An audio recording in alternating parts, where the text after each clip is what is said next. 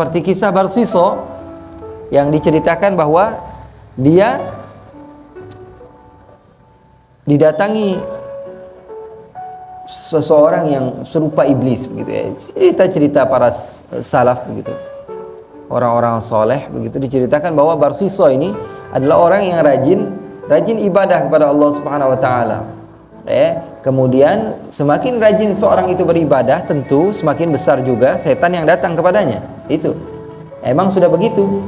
Semakin tinggi pohon, maka semakin kencang angin yang bertiup kepadanya. Paham atau tidak? Semakin tinggi pohon, semakin kencang angin yang bertiup kepadanya. Jadi kalau ingin derajat kamu tinggi, siap-siap setannya lebih gede. Kalau pengen derajatnya lebih tinggi, siap-siap setannya lebih gede. Kalau nggak mampu untuk melawan setannya, siap-siap derajat kamu turun, bukan malah ke level yang sebelum kamu, tapi bisa ke level yang paling bawah. Begitu juga dalam bisnis. Kalau mau kaya, siap-siap ada orang yang sikut-sikutan. Siap-siap begitu. Kalau organisasi kamu mau maju, siap-siap juga organisasi lain akan berkata yang tidak baik tentang organisasi kamu. Ya begitu saja, semua manusia itu memang sudah begitu.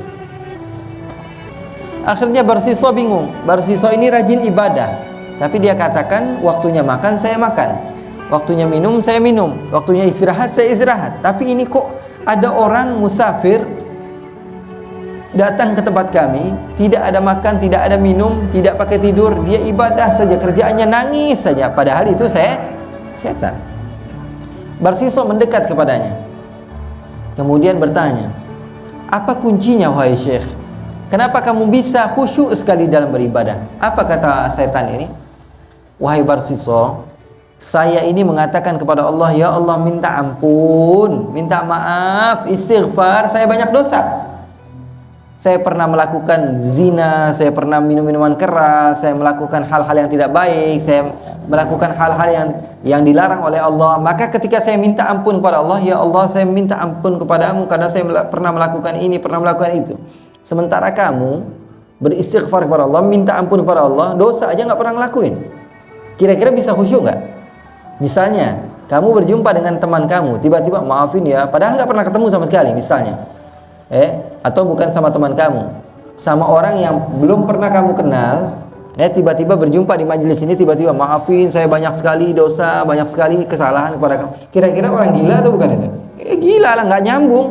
Kenal enggak, apa enggak, tiba-tiba minta maaf. Tapi kalau sama orang yang benar-benar kamu kenal dan kamu sering menyakiti dia, kemudian kamu minta maaf kepadanya, minta maaf itu datangnya pasti dari dalam hati. Maka kata setan ini kepada Barsiso, saya setelah melakukan maksiat, saya minta ampun sama Allah, ikhlas dari hati saya, dan saya bisa membayangkan apa yang pernah saya lakukan sehingga membawa kepada hati saya, lalu saya menangis. Sementara kamu minta ampun kepada Allah yang ada dalam hati kamu, setiap hari kamu sholat, setiap hari kamu ibadah, setiap hari kamu mengajar, setiap hari kamu berbuat baik, setiap hari kamu beramal. Bagaimana mau khusyuk? Minta ampun, ya Allah maafkan saya. Apa yang kamu minta maaf itu apa? Kamu itu orang baik. Tuh hebat nggak setannya? Setannya dia udah nggak mempan lagi. Dia bilang orang-orang yang seperti ini tidak mempan dengan godaan-godaan seperti itu. Maka dengan hal-hal yang dilakukan oleh setan seperti trik-trik setan seperti itu. Maka Barsiso mengatakan, iya betul juga ya, masuk akal kamu ini ngomong begitu. Iya, kata setan itu, harusnya kamu melakukan dosa, setelah itu kamu minta ampun kepada Allah, supaya setiap kamu minta ampun kepada Allah, kamu bisa khusyuk, kamu bisa meminta ampun dari Allah kepada Allah Subhanahu wa taala dari dalam hati. Maka ikhwani, kata Barsiso, kamu kasih tahu pada saya, kira-kira dosa apa yang harus saya lakukan? Apa kata setan? Kamu bunuh orang. Bunuh orang, karena ini adalah dosa yang paling dibenci oleh Allah. Karena bunuh satu orang seperti bunuh semua manusia, kata Allah. Faka'annama qatalan nasa jami'a. Allah sifatkan orang yang membunuh satu manusia, maka seakan-akan membunuh semua makhluk. Wa man ahyaha faka'annama ahyan nasa jami'a. Dan orang yang menghidupkan satu manusia, menyelamatkan kehidupannya, artinya menyelamatkan semua manusia. Allah Subhanahu wa taala paling marah orang yang bunuh orang lain tanpa hak. Bahkan di dalam salah satu ayat Al-Quran Allah subhanahu wa ta'ala katakan bahwa dia akan dilaknat oleh Allah, dia akan dimasukkan ke dalam neraka secara selama-lamanya. Artinya apa? Khalidina fiha abada, kekal. Bukan syirik, bukan dosa syirik saja, tapi dosa bunuh orang juga bisa menjadikan seseorang kekal. Sebagian ulama mengatakan bahwa betul-betul kekal, walaupun dia memiliki amalia yang baik, karena dosanya yang begitu besar, sesuai dengan firman Allah, khalidan fiha wa ghadiballahu alaihi wa la'anahu wa a'adda lahu 'adaban alima. Orang yang dia membunuh manusia secara sengaja, maka Allah subhanahu wa ta'ala akan murka kepadanya, dan Allah akan melaknat kepadanya, dan Allah akan siapkan kepadanya siksaan-siksaan yang pedih, dan dia akan kekal selama-lamanya di neraka. Na'udzubillah min dzalik. Tapi jumhur ulama, hampir kebanyakan ulama, mereka meyakini yang kekal di dalam neraka tidaklah ada kecuali mereka-mereka yang syirik kepada Allah. Sisanya bisa keluar dari api neraka. Tapi ini ancaman juga bagi kita. Jangan sampailah Allah menyelamatkan, mudah-mudahan Allah menyelamatkan tangan kita daripada kesengajaan atau ketidaksengajaan di dalam membunuh manusia karena dosanya begitu besar di sisi Allah. Bahkan ikhwani, kalau kita mau tahu, Rasulullah SAW dakwahnya beliau selama 10 tahun, hampir 100 peperangan atau 80 atau 90 peperangan, itu yang terbunuh dari orang-orang yang non-muslim itu kurang dari 2000 kata ulama sejarah.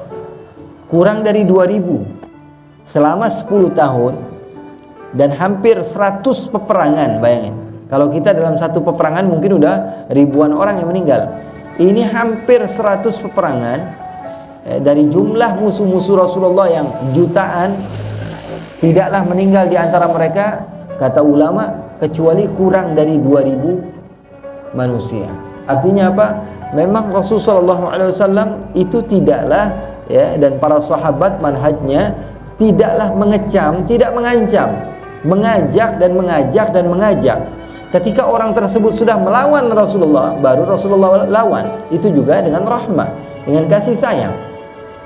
Buktinya Sayyidina Ali bin Abi Thalib ketika beliau sedang bermain pedang, ketika berperang dengan salah seorang daripada orang yang musyrik.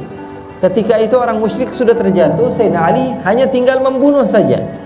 Lalu musuhnya Allah itu, musuhnya Sayyidina Ali, meludahi Sayyidina Ali. Sayyidina Ali apa yang beliau lakukan? Kita kalau misalnya sudah dihalalkan untuk bunuh orang, halal, tiba-tiba ketika kita sudah siap untuk membunuh, dia meludahi kita, kira-kira apa? Tambah pengen jadi ini orangnya. Kita udah siap ini udah siap dan dapat pahala. Ketika kita mau bunuh, tiba-tiba diludahi, lebih marah ya? Apalagi ngeludahnya bangun tidur lagi tuh. Akhirnya kita sudah mau marah ini. Ini Sayyidina Ali ketika itu apa yang beliau lakukan? Beliau tinggalkan pedangnya dan beliau lari. Ini musuhnya kaget, bingung. Wahai Ali, kenapa kok kamu sudah siap untuk membunuh saya, lalu tiba-tiba kamu pergi dan kamu tidak jadi membunuh saya? Apa kata Sayyidina Ali bin Abi Thalib? Ini perlu kita jadikan pelajaran. Saya harap jawaban Sayyidina Ali bin Abi Thalib kita jadikan pegangan hidup kita. Apa kata Sayyidina Ali? Saya pertama kali ingin membunuh kamu karena Allah, tapi setelah kamu meludah kepada saya takut saya membunuh kamu karena ada murkanya saya kepada kamu, bukan 100% karena Allah. Karena saya marah, kamu telah meludahi saya. Itu Sayyidina Ali bin Abi Thalib mengajarkan kepada kita apa? Untuk melakukan segala sesuatu karena Allah dan meninggalkan segala sesuatu karena Allah subhanahu wa ta'ala. Akhirnya Barsisa ditawarkan, wahai Barsisa, lakukan bunuh orang. Kata Barsisa, nggak mau bunuh orang terlalu kejam, nanti apa kata manusia? Saya seorang ulama besar, seorang guru, seorang yang dianggap rajin ibadah, membunuh orang. Saya takut kepada Allah dan takut ucapan-ucapan manusia. Maka kata setan tadi, kalau kamu tidak mau membunuh orang, kamu berzina. Apa kata Barsisa? Ma'adzallah, saya berlindung kepada Allah, mana mungkin saya berzina. Kata setan, kalau begitu ya sudah, kamu minum minuman keras saja. Bingung Barsisa, saya nggak berani minum minuman keras. Kata setan, pinter, kamu minum minuman keras, masuk ke kamar, kamu minum, jangan ada yang lihat.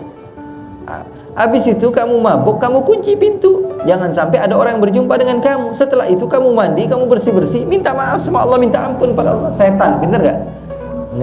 Dikemas dengan baik oleh setan sehingga nampak seperti kebenaran, kebaikan, padahal isinya kebatilan. Akhirnya Barsiso berpikir, iya, daripada saya bunuh, daripada saya berzina, lebih baik saya minum minuman keras. Sepertinya ini lebih mudah dan juga bisa dilakukan tanpa ada orang lain. Artinya apa? Antara dia saja sama Allah. Akhirnya dia di rumahnya dia cari satu tempat di mana tidak ada manusia, dia tidak jumpa. Akhirnya apa yang dia lakukan? Dia pergi keluar kampung dia.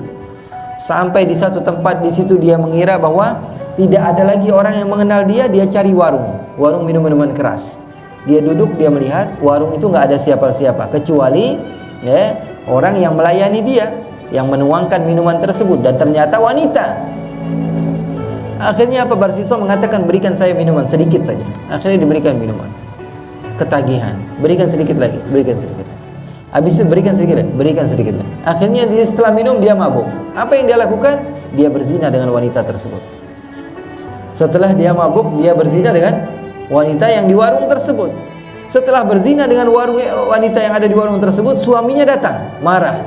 Akhirnya perang antara Barsiso dengan suaminya. Si suami ini dibunuh oleh Barsiso. Tuh lihat, dia lebih memilih sesuatu yang bagi dia amatlah remeh, padahal mudaratnya ataupun bahayanya minuman keras ini jauh lebih besar daripada membunuh dan berzina. Karena dengan melakukan atau meminum minuman keras tersebut, seseorang bisa saja berzina dan melakukan dosa yang besar. Intinya apa, ikhwani? Allah Subhanahu wa ta'ala katakan ada manfaatnya, tapi mudaratnya jauh lebih besar. Setelah itu sebagian sahabat masih saja minum minuman keras, tapi mereka sudah sedikit mengurangi. Karena apa? Karena Allah Subhanahu wa ta'ala katakan walaupun ada manfaatnya, mudaratnya lebih besar. Sampai-sampai salah seorang di antara mereka sholat itu baca ayatnya beda. Mereka mabuk sholat, baca qul ya ayyuhal kafirun a'budu ma ta'budun.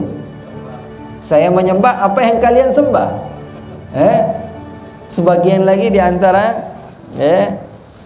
pemimpin-pemimpin Islam pada saat itu yang hobi-hobi mabuk, pernah ada sebagian di antara mereka yang hobi mabuk. Salat subuh berapa rakaat? 4 rakaat.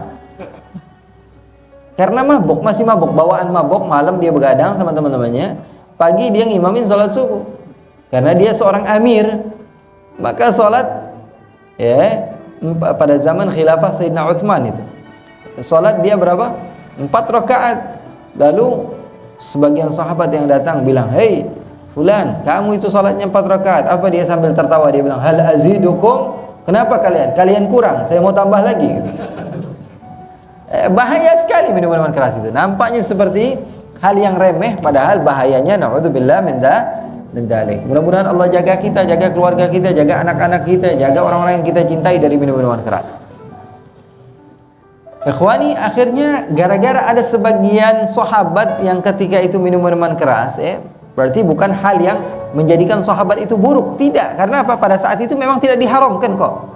Tidak diharamkan, tapi tidak semua sahabat. Ada beberapa sahabat yang minum minuman keras, tapi memang tidak diharamkan, artinya bukan kesalahan. Sampai setelah diharamkan baru minum, itu baru salah.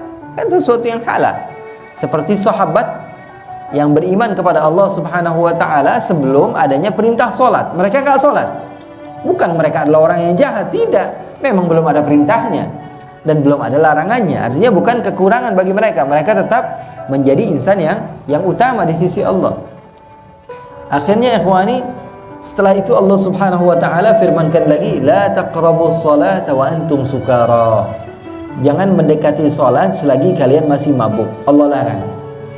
Maka kalau mau dekat-dekat salat, mereka nggak ada yang minum minuman keras. Tapi kalau waktu-waktu yang nggak ada salat, kayak habis isya, waktunya panjang tuh masih ada yang mabuk begitu. Atau waktu subuh, setelah subuh sampai ke zuhur kan waktunya panjang gitu kan. Atau habis asar langsung gitu, habis asar langsung cepat-cepat nongkrong gitu ya. Habis sholat asar langsung lari nongkrong, ada waktu 1 jam 2 jam gitu untuk tidak terlalu dekat dengan sholat. Akhirnya setelah mereka mampu meninggalkan sedikit demi sedikit, yang tadinya mereka minum banyak, mereka kurangi. Karena apa? Karena kata Allah mudaratnya lebih besar. Setelah mereka sudah kurangi, Allah katakan kurangi lagi kalau sudah mau dekat sholat. Akhirnya mereka tambah waktu-waktu tertentu untuk minum minuman keras. Kemudian setelah itu Allah katakan innamal khamru wal maisiru wal ansabu wal azlamu rijsum min amali syaitan fajtanibuh, tinggalkan. Sudah ada perintah dari Allah, larangan untuk minum-minuman keras. Setelah itu baru sahabat betul-betul tidak ada yang minum-minuman keras. Dan itu Allah Subhanahu wa taala ajarkan kepada kita di dalam metode dakwahnya Allah Subhanahu wa taala. Allah ajarkan sedikit demi sedikit, yang terpenting mengena. Dakwah nggak mesti langsung banyak, tapi hasilnya berubahnya saat itu doang. Setelah itu berubah lagi orang. Tidak, tapi dakwah melalui ajaran Allah Subhanahu wa taala dan ajaran baginda Rasul sallallahu alaihi wasallam, Allah Subhanahu wa taala ajarkan kita untuk perlahan, mengajak orang itu perlahan. Apalagi kalau sudah menjadi adat dia, gitu ya. Kalau memang dia memang ada ingin perubahan pada dirinya, pasti dia bakalan tinggalkan. Pasti dia akan tinggalkan, kecuali memang orang-orang yang Allah tidak inginkan kebaikan, tentu mereka akan susah sekali untuk meninggalkan hal-hal yang tidak baik seperti itu.